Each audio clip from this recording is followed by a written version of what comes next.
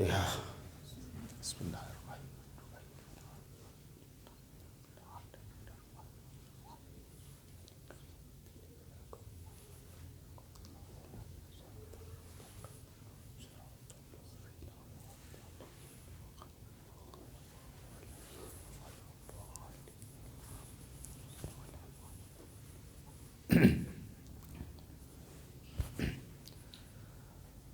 اعوذ باللہ من الشیطان اللعین الرجیم، بسم اللہ الرحمن الرحیم، الحمد للہ رب العالمین، والصلاة والسلام علی سید الانبیاء والمرسلین وخاتم النبیین مولانا ابی القاسم محمد اللہم صل علی محمد وآل محمد وآلہ الطیبین الطاہرین المعصومین المنتخبین المنتجبین، ولعنت اللہ علی اعدائہم اجمعین، اما بعد فقد قال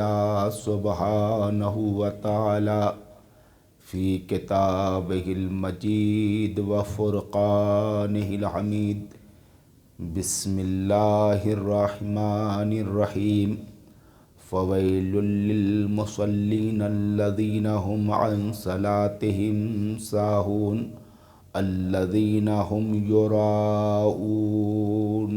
صلوات پڑھیں محمد وآل محمد۔ اللہم صل علی محمد وآل محمد۔ بزرگان عزیز، برادران ایمان، عقیدت مندان خانوادہ عصمت و طہارت، ماتم داران سید الشہداء علیہ السلام، سورہ ماعون کی 2 مسلسل آیات کی تلاوت کا شرف حاصل کیا گیا۔ اس آیت میں پروردگار عالم نے 2 چیزوں کی مذمت کی ہے، اور یہی گفتگو کا مرکز بھی ہوگا، یہی گفتگو کا محور بھی ہوگا۔ انہی 2 چیزوں پر گفتگو تمام ہو جائے گی۔ ارشاد ہو رہا ہے فویل للمصلین الذین هم عن صلاتهم ساہون، ویل ہے، تباہی ہے، ہلاکت ہے، بربادی ہے ان نمازیوں کے لیے، ان نماز گزاروں کے لیے جو نماز کو بھولے ہوئے ہیں۔ اس سے قبل میں نے نماز کے حوالے سے گفتگو کی تھی، تو اس میں ایک کلمے کی طرف متوجہ کیا تھا۔ قرآن یہ نہیں کہہ رہا ہے کہ جو نماز میں بھول کرتے ہیں ان کے لیے ویل ہے، بلکہ قرآن کہہ رہا ہے جو نماز کو بھولے ہوئے ہیں ان کے لیے تباہی، ہلاکت اور بربادی۔ دیکھیے، نماز میں بھول ہونا ایک فطری چیز ہے، ہر ایک سے نماز میں بھول ہوتی ہے، بے جا قیام ہو جاتا ہے، بے جا سلام ہو جاتا ہے، بے جا تشہد ہو جاتا ہے۔ تو نماز میں بھول فطری چیز ہے، اور اگر نماز میں بھول ہو گئی، بے جا سلام ہو گیا، بے جا قیام ہو گیا، تو سجدہ سہو کر لیجئے، نماز کی اصلاح ہو گئی۔ تو نماز میں بھول ہونا کوئی عیب چیز نہیں، عیب نہیں ہے، لیکن نماز کو بھول جانا یہ عیب کی بات ہے۔ ایک جملہ کہا تھا، نماز میں بھول بندگی کی علامت ہے، اور نماز کو بھول جانا یہ سرکشی کی علامت ہے۔ جو نماز میں بھول کرتا ہے وہ حکم خدا کو بجا لانے کی کوشش کر رہا ہے، لیکن جو نماز کو بھولا ہوا ہے وہ حکم خدا کو نظر انداز کر رہا ہے۔ اور عزیزو، ہم حکم خدا کو نظر انداز کیوں کرتے ہیں؟ یہ اللہ نے نماز کا حکم دیا، نماز کو ہم نظر انداز کیوں کر دیتے ہیں؟ روزے کا حکم دیا، حج کا حکم دیا، استطاعت کے بعد بھی حج کے اوپر نہیں جاتے ہیں۔ خمس واجب ہے، بچت کے بعد بھی خمس ادا نہیں کرتے۔ زکوٰۃ واجب ہے، زکوٰۃ کا نصاب پورا ہو جاتا ہے مگر زکوٰۃ ادا نہیں کرتے۔ یہ ایسا کیوں ہے؟ حالانکہ حکم اس نے دیا ہے نماز کا، اس نے روزے کا حکم دیا ہے۔ اور ہمیشہ حکم جو ہوتا ہے، حکم سے زیادہ اہم حاکم ہوتا ہے۔ حکم کو نظر انداز وہی کرتے ہیں یا حکم کو اہمیت وہ نہیں دیتے ہیں جو اپنے حاکم کو اہمیت نہیں دیتے۔ جو اپنے حاکم کو اہمیت دیتے ہیں وہ حاکم کے حکم کو بھی اہمیت دیتے ہیں۔ تو عزیزو، اگر ہم نماز سے غافل ہیں تو اس کا مطلب یہ ہے کہ ہم خدا سے غافل ہیں۔ اگر ہم نماز کو اہمیت نہیں دے رہے ہیں تو حکم نماز دینے والے کو اہمیت نہیں دے رہے ہیں۔ بہرحال حکم سے حاکم اہم ہوتا ہے۔ بات کو واضح کرنے کے لیے ایک آپ کی خدمت میں واقعہ عرض کروں۔ ایک مرتبہ محمود غزنوی اپنے دربار میں ایک بہت ہی قیمتی ہیرا لے کے آیا، بہت بڑا اور بہت قیمتی ہیرا لے کے آیا۔ تمام ارکان حکومت و سلطنت، تمام وزراء بیٹھے ہوئے تھے۔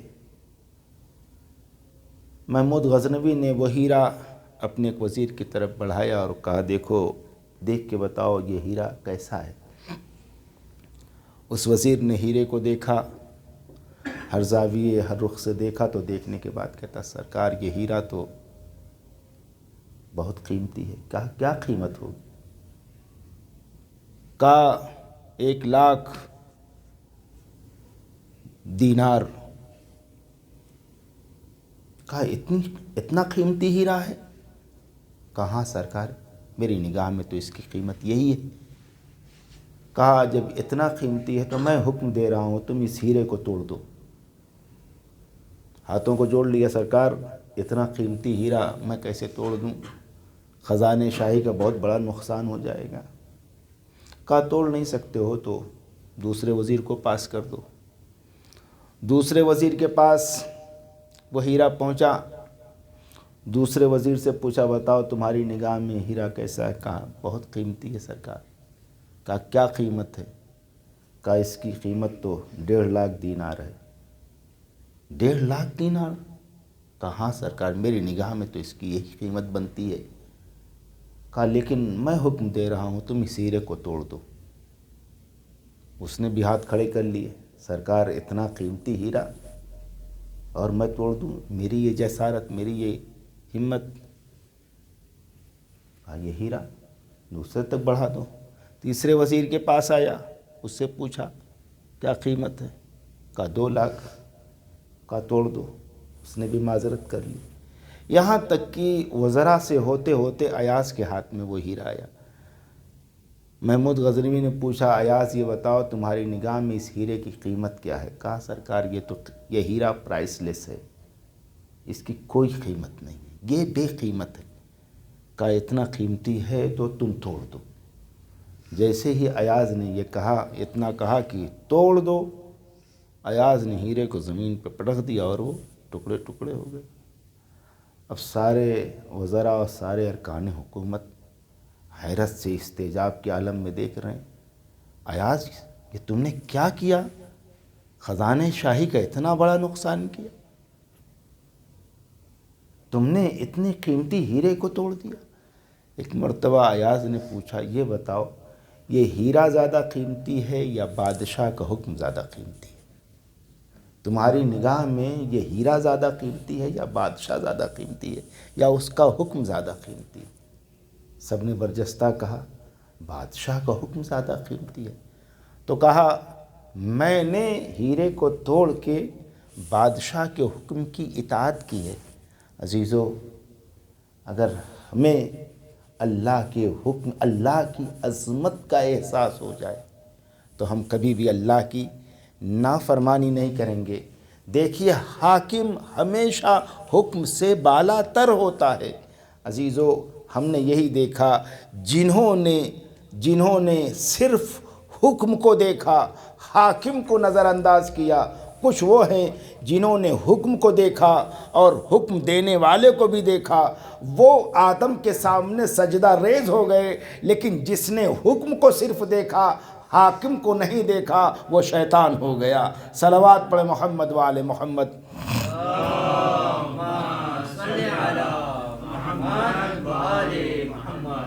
تو ہماری مشکل یہ ہے کہ ہم صرف حکم کو دیکھتے ہیں۔ ہم سے نماز چھوٹ جاتی تو سوچتے ہیں بس نماز تو چھوٹ گئی ہے، روزہ نہیں رکھتے، روزہ ہی تو چھوٹا ہے۔ نہیں عزیزو، ہم سے نماز نہیں چھوٹی ہے، ہم نے اس حاکم مطلق کے حکم کی نافرمانی کی ہے۔ ہم سے روزہ نہیں چھوٹا ہے، ہم نے اس حاکم مطلق کے حکم کی نافرمانی کی ہے۔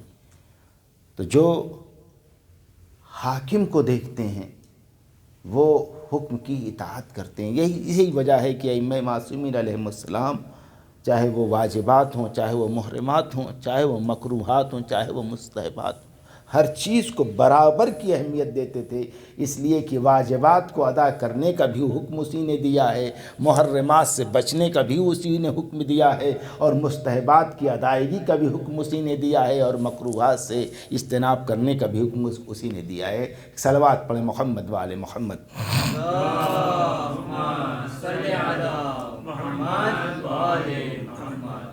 تو یہ ہے، ویل ہے ان نمازیوں کے لیے جو نماز کو بھولے ہوئے۔ اور دیکھیے، چاہے آپ نیکیاں کریں چاہے نیکیاں نہ کریں، جو نیکیاں کرنے والے ہیں وہ بھی قیامت کے دن پچھتائیں گے، اور جو نیکیاں نہیں کر رہے ہیں وہ تو پچھتائیں گے ہی۔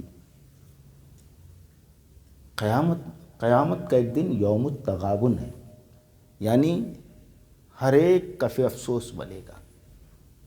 نیکی کرنے والے بھی کف افسوس ملتے ہوں گے، اور نیکیوں کو چھوڑنے والے بھی کف افسوس ملتے ہوں گے۔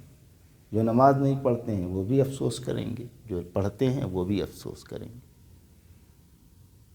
اب آپ کہیں گے یہ کیا بات ہوئی کہ نیکیاں کرنے والے بھی افسوس کریں گے اور جنہوں نے نیکیاں نہیں کی ہیں وہ بھی افسوس کریں گے؟ یہ کیسے ممکن ہے؟ نیکیاں نہ کرنے والے افسوس کریں تو سمجھ میں آتی ہے بات، لیکن یہ نیکیاں کرنے والے کیوں افسوس کریں گے؟ مگر عزیزو، قرآن قیامت کا ایک دن یوم التغابن ہے، ہر ایک کف افسوس ملتا ہوا نظر آئے گا۔ انبیاء کی بات چھوڑیے، رسول کی بات چھوڑیے، ہم جیسے انسانوں کی بات کیجیے، کیوں کف افسوس ملتا ہوا نظر آئے گا؟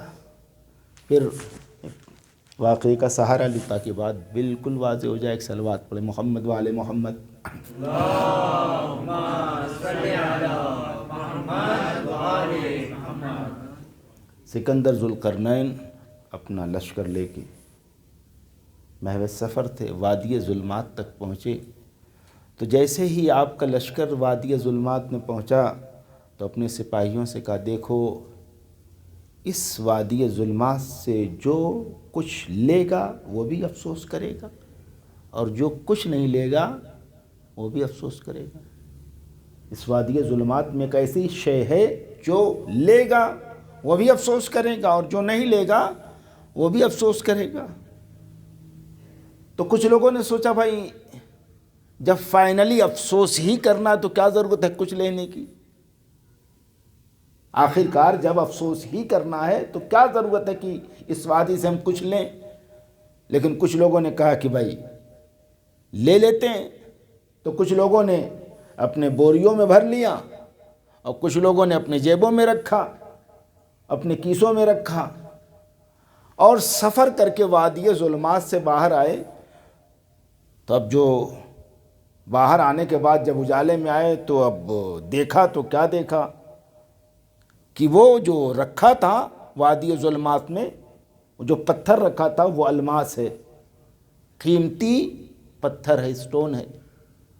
اب جنہوں نے بوریوں میں ایک بوری لیا تو کہنے لگے کاش ہم نے 2 بوری لے لی ہوتی، اور جنہوں نے جیبوں میں رکھا تھا کہنے لگے کاش ہم نے جھولے میں لے لیا ہوتا، اور جنہوں نے کچھ نہیں لیا تھا وہ کہنے لگے کم سے کم جیب ہی میں تو رکھ لیا ہوتا۔ تو دیکھیے جنہوں نے لیا وہ بھی افسوس کر رہے ہیں، جنہوں نے کچھ نہیں لیا وہ بھی افسوس کر رہے ہیں۔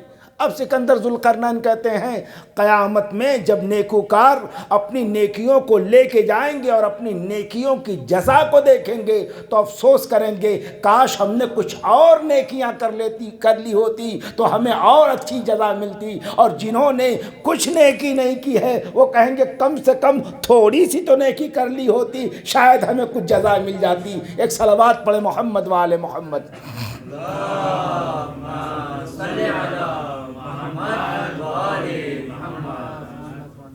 سمجھ؟ تو عزیزو ہمیں چاہیے کہ نیکیوں میں قدم آگے بڑھائیں، نیکیاں انجام دیں، زیادہ سے زیادہ نیکیاں انجام دیں۔ تو قرآن کہہ رہا فویل للمصلین الذین هم عن صلاتهم ساہون، جو نماز کو بھولے ہوئے ان کے لیے تباہی ہے، ہلاکت ہے۔ الذین هم یراؤون، اور جو عمل تو کرتے ہیں مگر دکھاوے کے لیے عمل کرتے ہیں، شو آف کے لیے عمل کرتے ہیں۔ عزیزو شو آف کے لیے جو عمل ہوتا ہے اس عمل میں کوئی حیثیت نہیں ہے، اس عمل کی کوئی وقت نہیں ہے۔ جو عمل دکھاوے کے لیے ہوتا ہے اس کی کوئی حیثیت نہیں ہے۔ عمل میں تو وزن، عمل میں بلندی نیتوں سے پیدا ہوتی ہے۔ اگر نیت آپ کی پست ہے تو عمل میں کوئی بلندی نہیں آ سکتی۔ اگر عمل میں اخلاص نہیں ہے تو عمل کا کوئی وزن نہیں ہے۔ تو جو عمل تو کرتے ہیں مگر عمل دکھاوے کے لیے کرتے ہیں۔ ایک صلوات پڑھیں محمد وآل محمد۔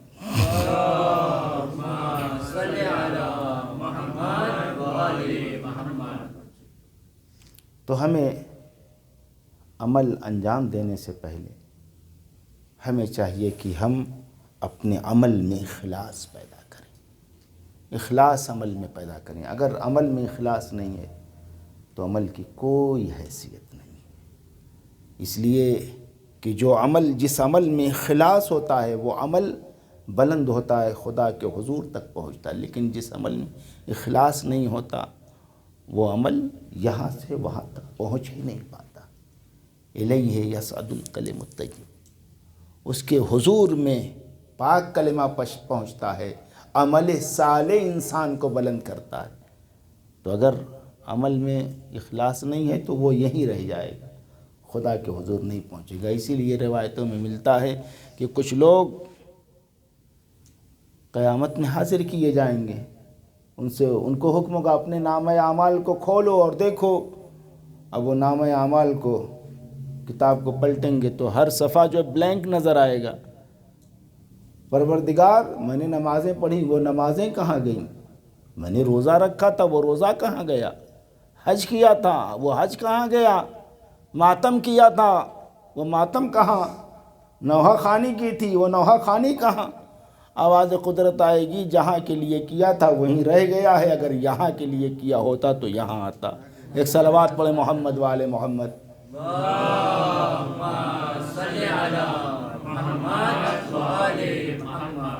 توجہ فرمائیں،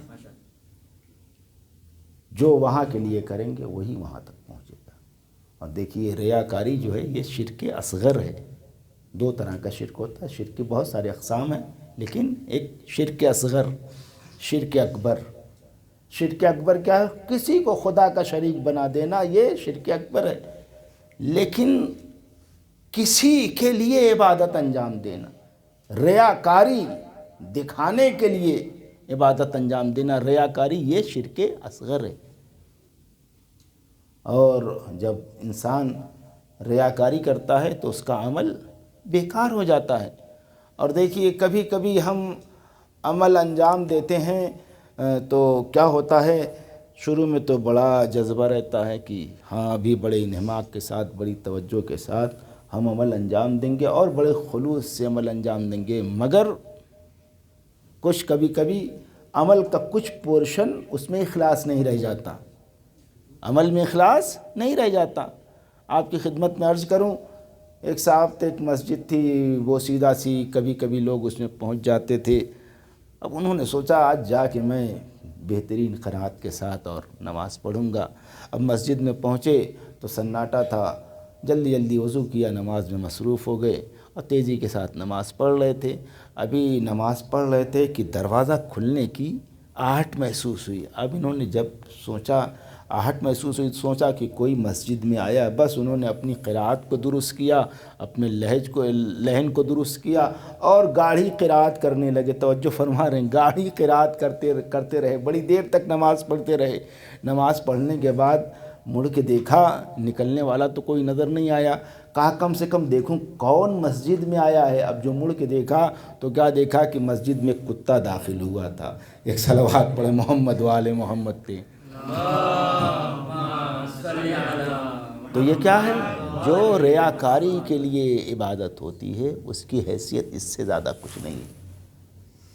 جو آدمی دکھانے کے لیے کرتا ہے اس کے عمل کی حیثیت اس سے زیادہ کچھ نہیں ہے۔ عزیزو، عمل جو بھی عمل انجام دیں وہ صرف خدا کے لیے انجام دیں۔ ماتم کریں تو خدا کے لیے، خدا کی خوشنودی کے لیے۔ مجلس کریں تو خدا کی خوشنودی کے لیے۔ ذکر حسین کریں تو خدا کی خوشنودی کے لیے۔ جو عمل، دیکھیے عمل میں فی نفس ہی وزن نہیں ہوتا ہے، عمل میں فی نفس ہی، عمل میں وزن نہیں ہوتا۔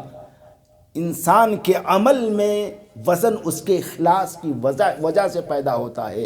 اگر اس کے عمل میں اخلاص ہوتا ہے تو عمل وزنی ہو جاتا ہے۔ اور عزیزو، اللہ کوانٹٹی کو نہیں دیکھتا ہے، کوالٹی کو دیکھتا ہے۔ اگر عمل میں وزن ہوتا ہے، اگر عمل میں اخلاص ہوتا ہے تو عمل اتنا وزنی ہو جاتا ہے کہ لمحوں کی ضربت ثقلین کی عبادت پہ بھاری ہو جاتی ہے۔ صلوات پڑھے محمد وآل محمد۔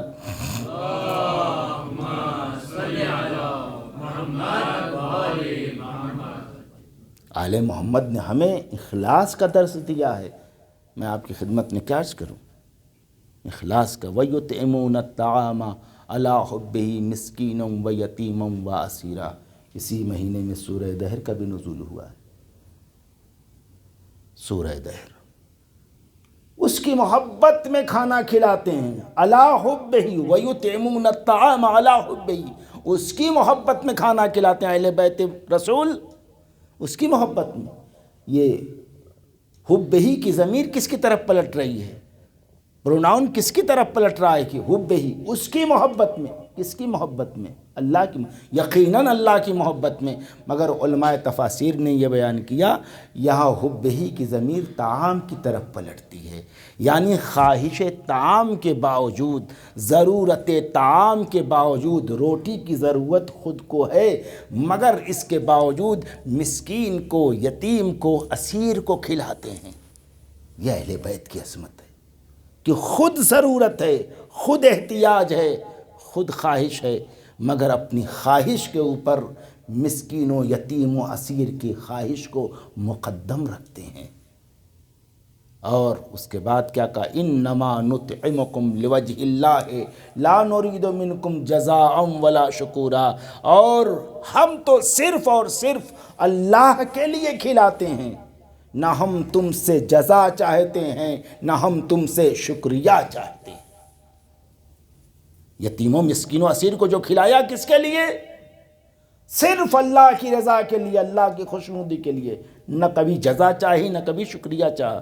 اچھا کہا ہم سب کھلاتے ہیں، تم سب کو کھلاتے ہیں، تو ظاہر سی بات، آپ تو مجلسی مجمع ہے، جانتے ہیں، پہلے دن مسکین آیا، دوسرے دن یتیم آیا، تیسرے دن اسیر آیا، تینوں تو ایک دن آئے نہیں، الگ الگ دن آئے۔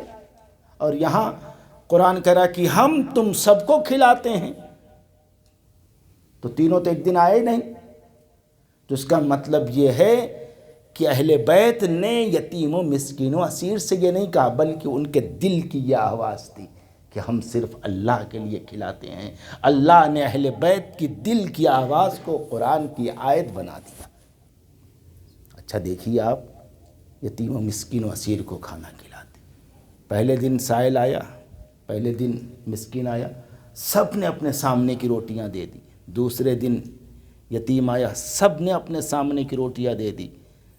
اور تیسرے دن اسیر آیا، سب نے اپنے سامنے کی روٹیاں دی۔ سائل ایک ہے، عطا کرنے والے 5 ہیں۔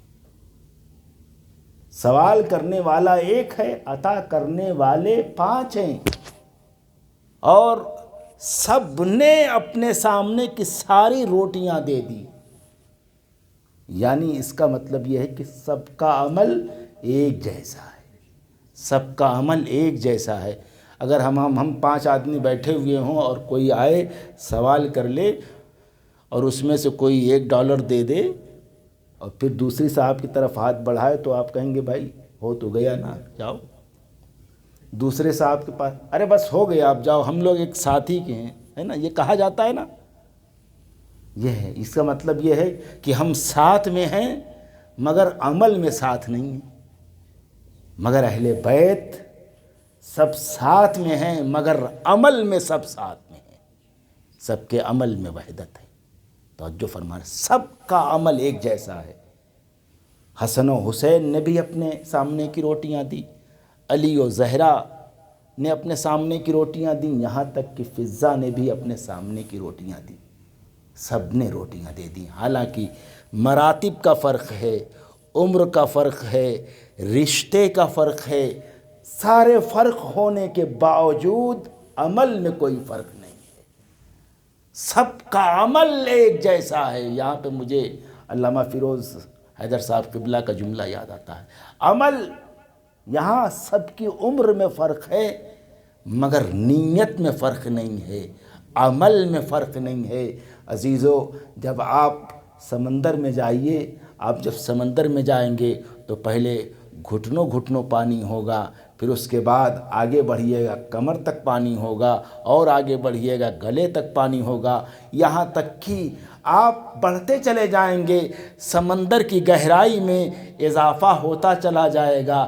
مگر عزیزو، آپ دیکھیں گے کہ گہرائی میں اضافہ تو ہوتا چلا جائے گا مگر سطح میں کوئی فرق نہیں ہوگا، جو سطح کنارے ہوگی وہی سطح بیچ میں ہوگی۔ بس عزیزو، یہی حیثیت آل محمد کی ہے۔ آل محمد کے یہاں عمروں میں تو فرق ہوتا ہے مگر عصمت کے مزاج میں کوئی فرق نہیں ہوتا۔ ایک صلوات پڑھیں محمد وآل محمد۔ اللہم صلی علی محمد وآل محمد۔ عزیزو، بس پیغام کیا کہوں آپ کی خدمت میں، یہ کیفیت عزا خانے کی بتا رہی ہے کہ ہم سوگواروں اور مظلوموں کا استقبال کرنے کے لیے آمادہ ہیں۔ اور لیکن عزیزو، یہ علامتیں ہیں، یہ نشانیاں ہیں کہ مظلوموں کے دن آنے والے ہیں اور مظلوم ہمارے مہمان بننے والے ہیں۔ مگر کیا ان دیواروں کو پہ بینر لگا دینا، ان دیواروں کو کالے پردے، ان دیواروں پہ کالے پردے لگا دینا، یہ کالے لباس پہن لینا، یہ روز مرہ کے لباس اتار دینا، کالے لباس پہن لینا، گھر کے اوپر پرچم لگا لینا، موبائل میں ڈی پی بدل لینا، یہ سب کیا حسینیت ہے؟ عزیزو، جیسے کوئی داڑھی رکھ لینے سے مسلمان نہیں ہوتا ہے، کوئی جبہ پہن لینے سے مسلمان نہیں ہوتا ہے۔ مسلمان کون ہوتا ہے؟ جس میں اسلامی اقدار پائے جائیں وہ مسلمان ہوتا ہے۔ اگر اسلامی اقدار نہیں ہے، لاکھ داڑھی ہو، وہ مسلمان حقیقت میں نہیں ہے۔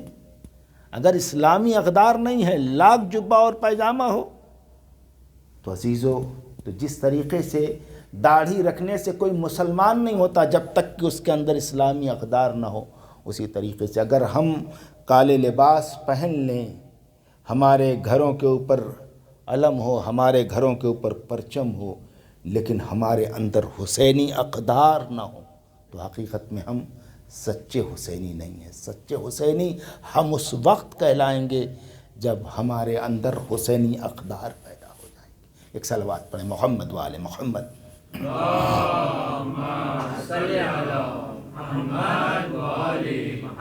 حسینی اقدار اپنے اندر پیدا کریں، اور اس ماہ اذاں میں آئیں تو بڑے خلوص کے ساتھ آئیں، اخلاص کے ساتھ آئیں، اپنے ساتھ بچوں کو بھی لے کے آئیں، عزیز اور رشتہ داروں کو لے کے آئیں، اپنے دوستوں کو لے کے آئیں، اور بس ذہن میں یہ تصور ہو، ذہن میں خیال ہو کہ ایک دکھیا ماں کی تمنا ہے کہ میرے حسین پر روئے گا کون۔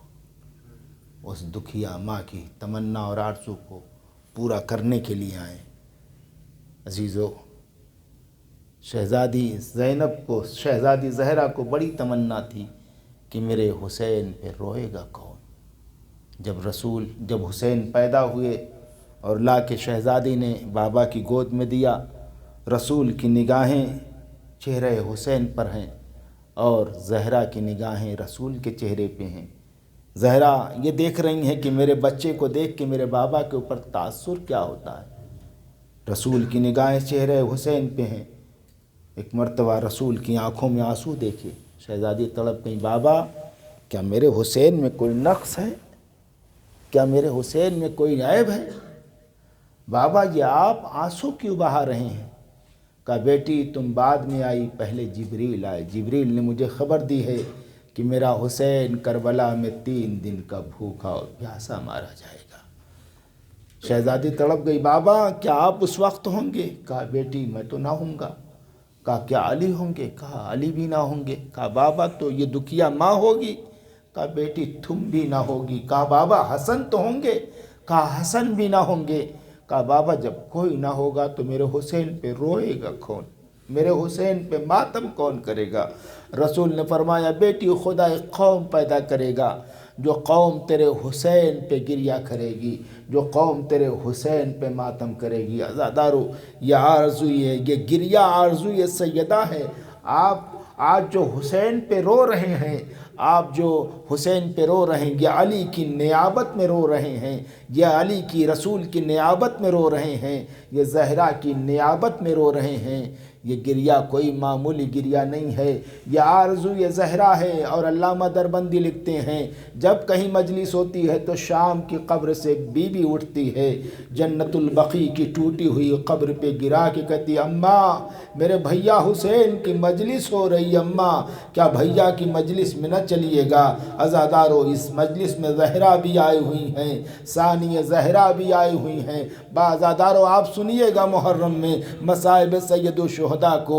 عزادارو یہ عزائے سید الشہداء جناب زینب کی محنتوں کا نتیجہ ہے۔ عزادارو یہ جو کربلا ہمارے پاس آئی ہے جناب زینب کی شجاعت کا نتیجہ ہے۔ بس یہ روایت سن لیں، آپ کی زحمت کو تمام کر دوں۔ عزادارو جب آل محمد کا قافلہ دربار یزید میں داخل ہوا تو آل محمد دربار یزید میں جب آئے تو ایک مرتبہ یزید شمر سے کہتا ہے اے شمر بتا کربلا میں میرے سپاہیوں نے بھی جہاد کیا، حسین کے سپاہیوں نے بھی جنگ کی، بتا میرے سپاہیوں نے کس طرح سے جنگ کی، میرے سپاہیوں نے حسین کے سپاہیوں پہ کس طرح سے حملہ کیا۔